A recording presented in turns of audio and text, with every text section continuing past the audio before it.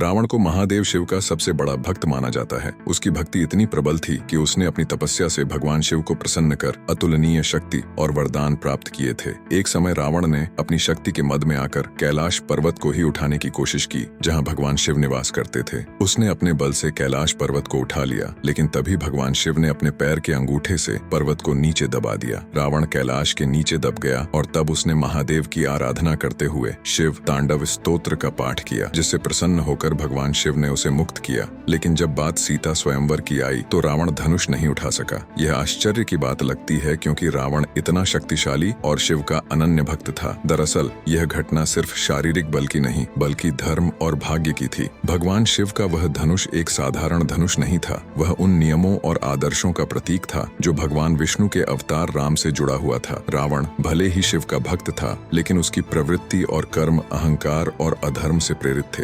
रावण का अहंकार और अधर्म उसे उस धनुष को उठाने से रोकता था, क्योंकि वह धनुष केवल उसी के लिए था जो धर्म के पथ पर चले। राम, जो भगवान विष्णु के अवतार थे, ने उसी धर्म का पालन करते हुए वह धनुष उठाया और तोड़ा, जिससे सीता से उनका विवाह हुआ। रावण की शक्ति के बावजूद वह अधर्म और अहंकार के कारण उस धनुष को उठाने में असमर्थ रहा। यह कहानी हमें यह सिखाती है कि भक्ति और शक्ति के साथ साथ धर्म का पालन करना भी उतना ही महत्वपूर्ण है। केवल बाहरी बल से कुछ भी प्राप्त नहीं किया जा सकता, जब तक कि हमारे कर्म और इरादे सही न हों।